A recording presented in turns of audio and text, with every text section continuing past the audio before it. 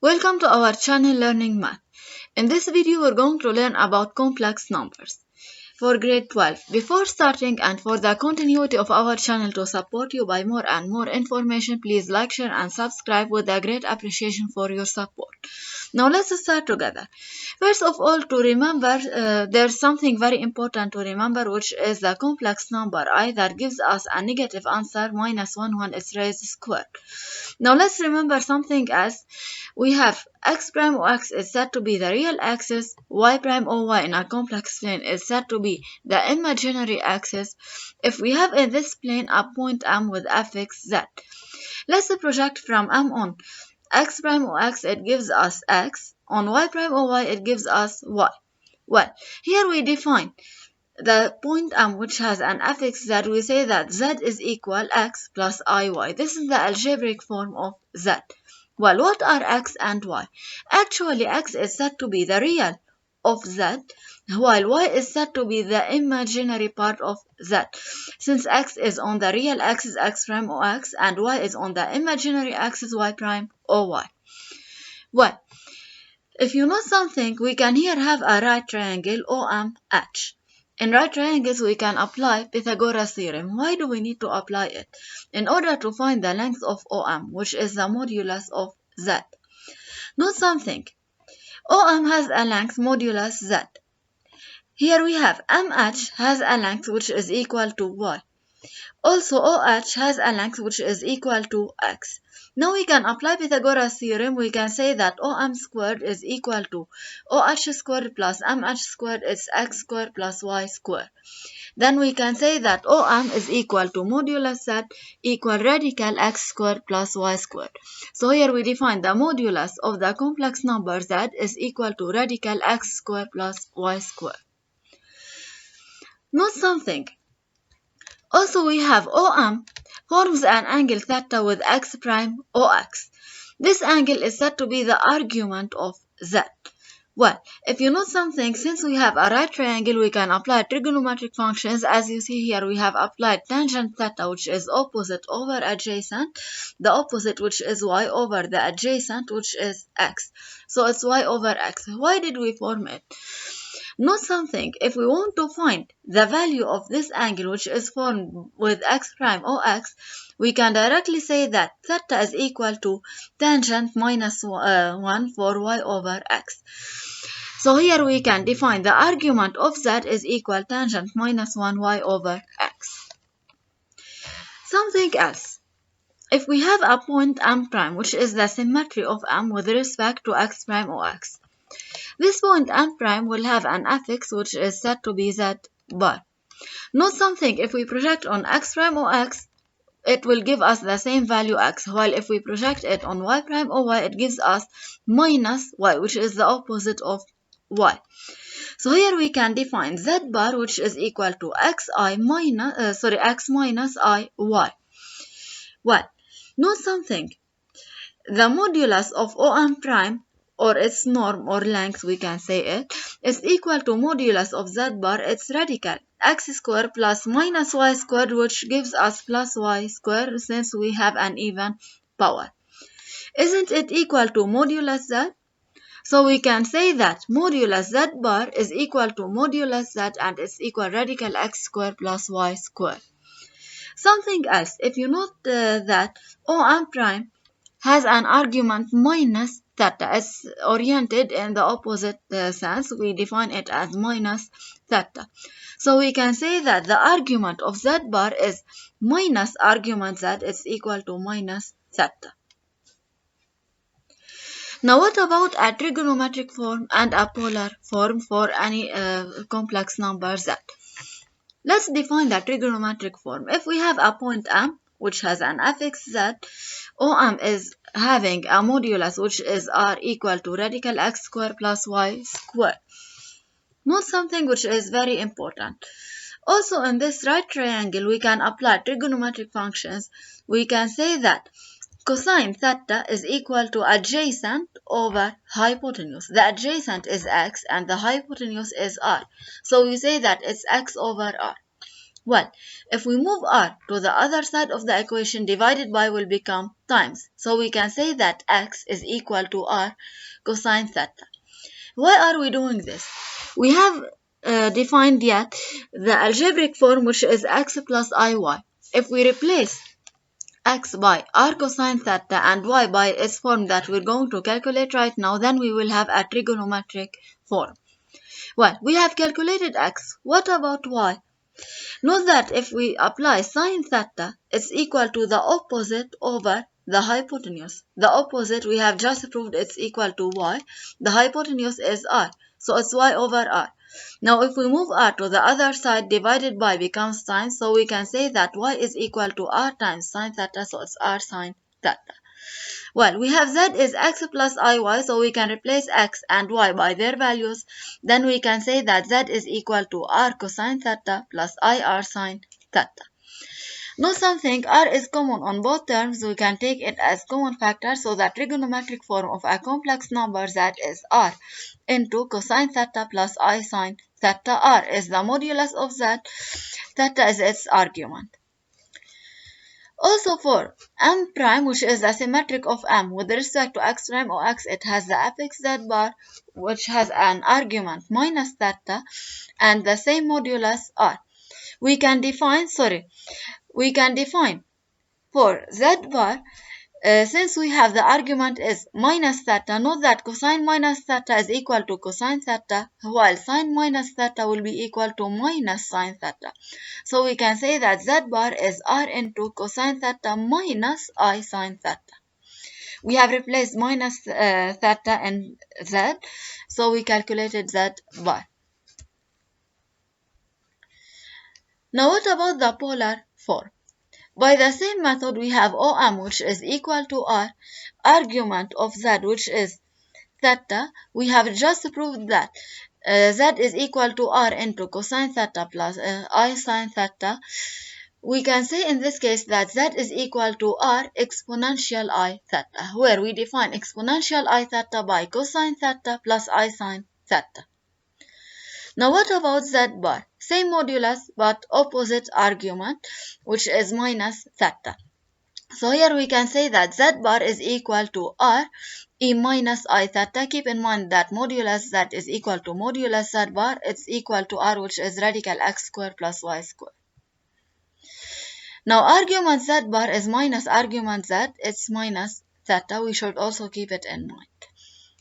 Let's start by the first application. Can we transform any complex number from its algebraic form to its exponential form or trigonometric form? Let's do it together. If we have a complex number z, which is 1 minus radical 3i, write that in an exponential form.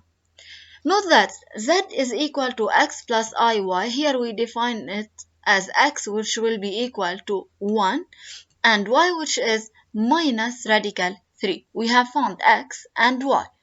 Now what about the modulus r? Isn't it radical x squared plus y squared? So it's radical 1 squared plus minus radical 3 all squared. Sure, minus, we have even power becomes a plus. Radical 3 squared is 3, so it's radical 4, which is equal to. We have calculated r, which is 2, since we need to write it as rei theta. Now we are still needing theta, which is the argument of z. We should keep in mind that the argument of z is tangent minus 1y over x. So it's tangent minus 1 for minus radical 3 over 1, which is minus radical 3, which gives us minus pi over 3 modulus 2 pi. Now we can write z, which is r exponential I theta, as r, which is 2 exponential I theta, which is minus pi over 3. Now let's start by another application. As you see here, we have the complex number z in its exponential form, and we need to transform it into a trigonometric form and then to an algebraic form. Exponential form is exactly the polar form. It's radical 3 exponential I pi over 6. Well, the exponential form is r exponential I theta. So in this case, we can directly deduce that r is equal to radical 3 and the argument theta is equal to pi over 6. Well, if we think about the trigonometric form of z, we can say z is equal to r into cosine theta plus I sine theta. Well, r is radical 3 and theta pi over 6. We can directly replace them by their values. Now to write z in its algebraic form, we just need to write cosine pi over 6 and sine pi over 6 by their values. You know that cosine pi over 6 is radical 3 over 2 and sine pi over 6 is 1 over 2. We just replace them. Now when we multiply by radical 3, we get z is equal to 3 over 2 plus I times radical 3 over 2. This is the algebraic form of z. Another application which is also very important. Well, here we have in the complex plane 2 points A and B with affixes. ZA is equal to 1 minus radical 3i and ZB has an affix, and B has an affix ZB which is equal to 1 plus I. In part A, we need to calculate ZB minus ZA and compare it with Z for the vector AB. Then in part B, we need to write ZA and ZB in an exponential form. In part C, we have to define Z which is equal to OB over OA.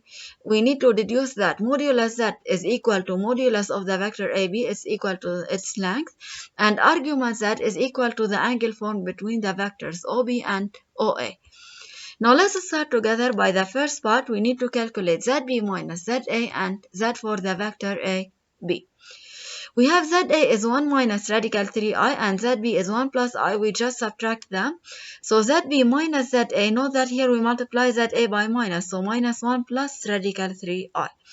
Now we can cancel 1 and minus 1. What remains for us? I plus radical 3i. We can take I as common. It will be multiplied then by 1 plus radical 3. Well, here we have calculated ZB minus ZA, which is 1 plus radical 3 multiplied all by I. Now we need to calculate Z for the vector AB and compare them together.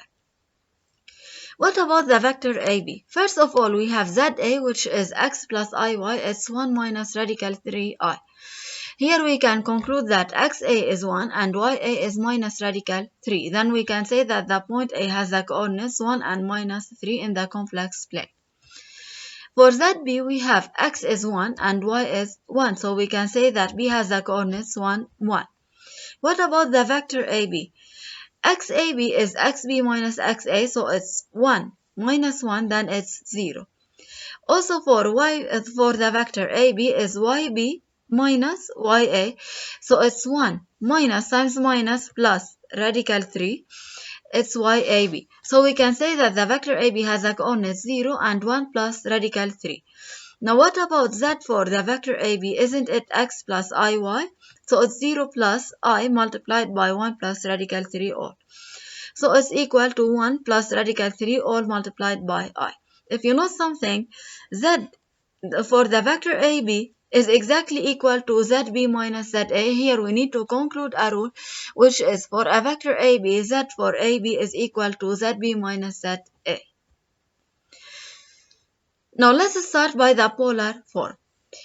First of all, the polar form or exponential form is r exponential I theta. R is radical x square plus y square, so it's radical 1 square plus y square, which is minus radical 3 all square. Sure, minus, we have even power becomes a plus. Radical 3 squared is 3. Then it's radical 1 plus 3 equal radical 4 equal 2. Now what about the argument theta? Isn't it tangent minus 1 y over x? Y is minus radical 3 over x, which is 1. Then it's tangent minus 1 for minus radical 3.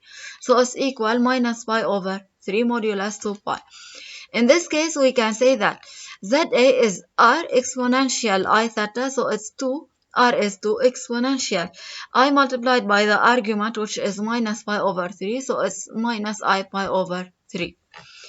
Well, what about ZB? By the same method, we can calculate its modulus, which is radical x square plus y square. So it's equal radical 1 plus 1, then it's equal to radical 2.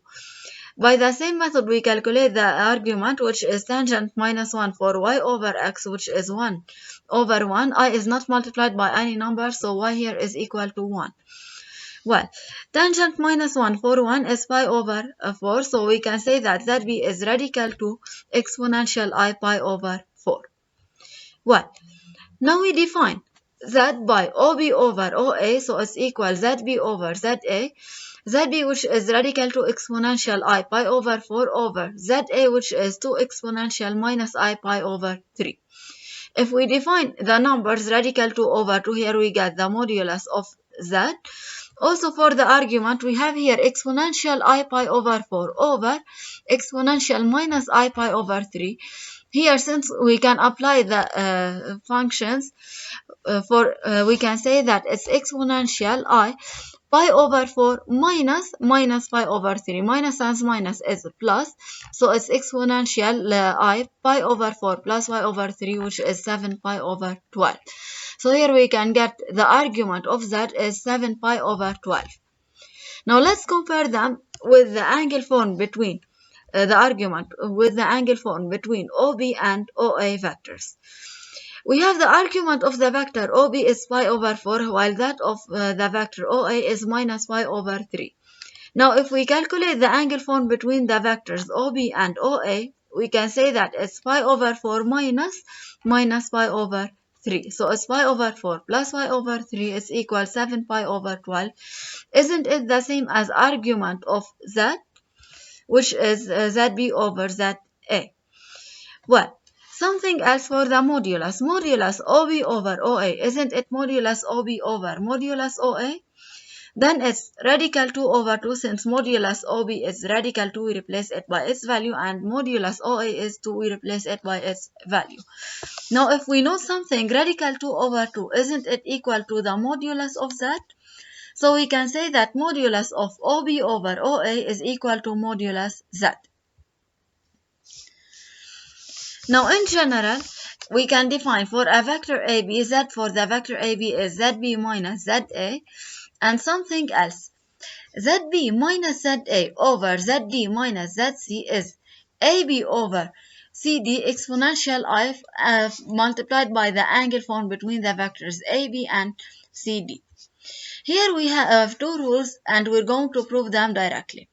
The first rule, if zb over minus za over zd minus zc is real, then we can say that the vectors AB and CD are exactly collinear.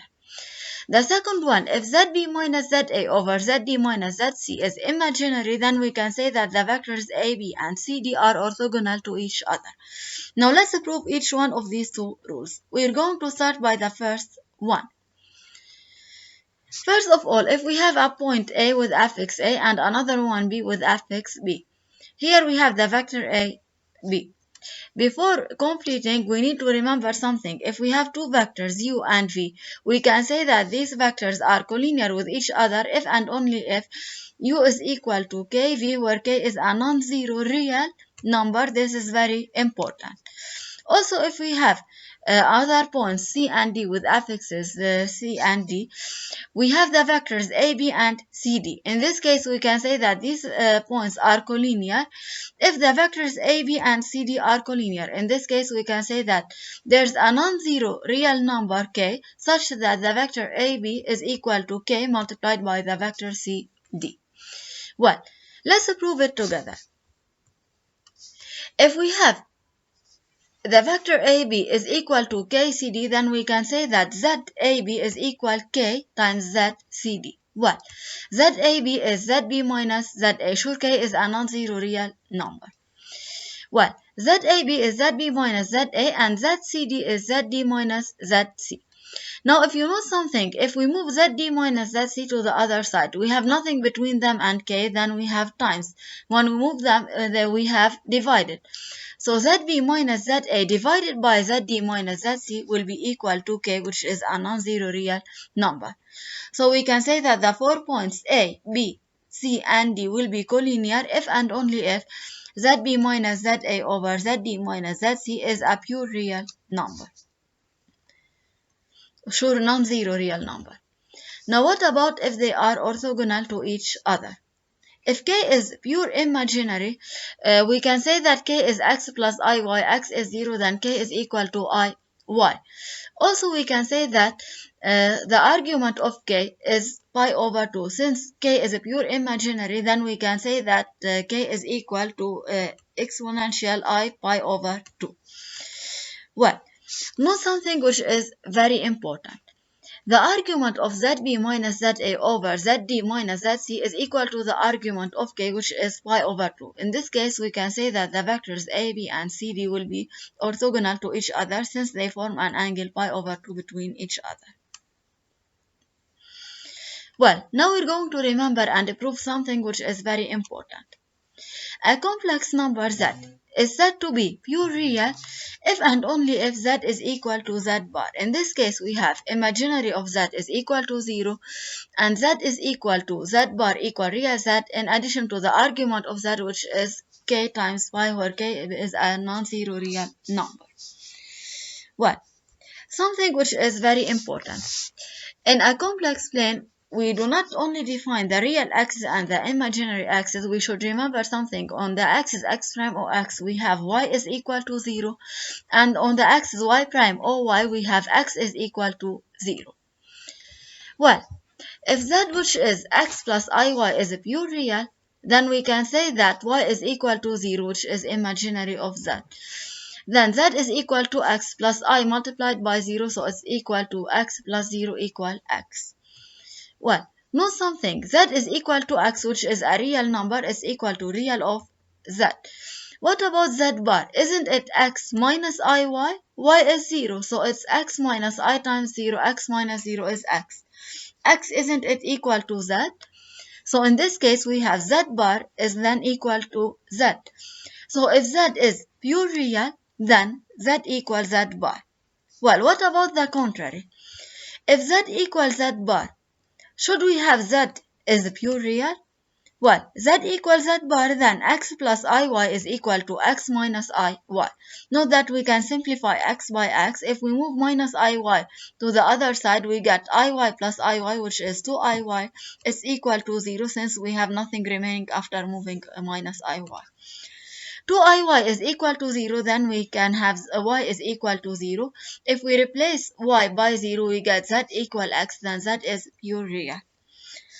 So here we can conclude the rule, z is pure real if and only if z is equal to z bar.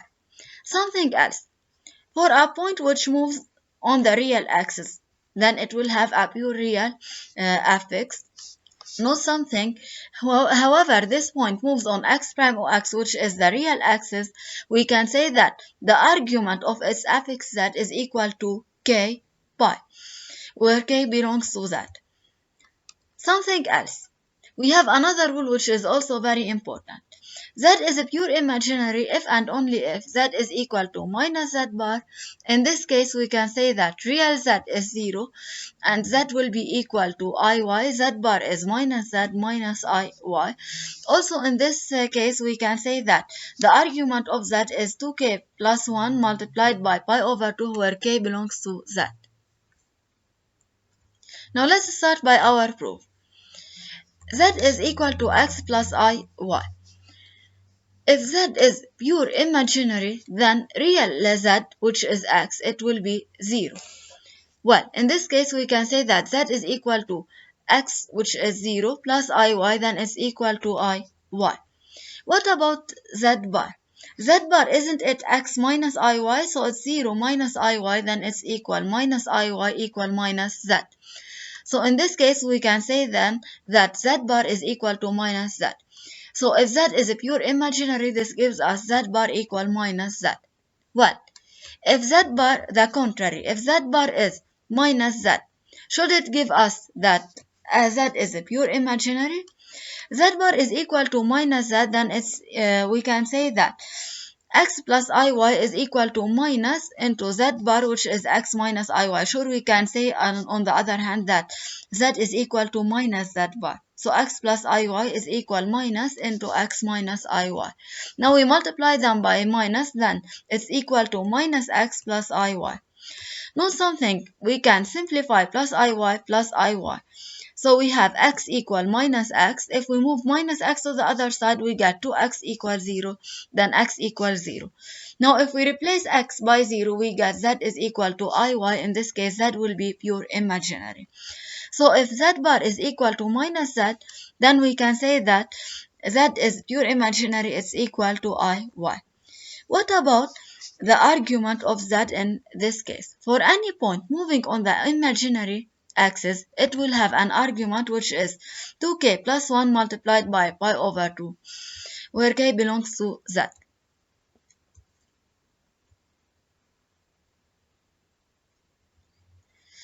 Finally, we should remember something which is very important. For any point having an fxz equal to x plus iy, we have z bar is symmetry with respect to x prime or x. It has x and minus y, so we can write z bar which is equal to x minus iy. We also define something which is very important. We have minus z, the opposite of the vector OM, which will be a vector having the coordinates minus x and minus y. So minus z is equal to minus x minus iy. Also the opposite of this vector, which is minus z bar, it will have the coordinates minus x and y. We can say that minus z bar is equal to minus x plus iy. The argument of z is theta. The argument of z bar is minus theta. The argument of minus z bar, its angle formed with x prime or x, will be pi minus theta, while the argument of minus z will be pi plus theta, sure all modulus 2 pi.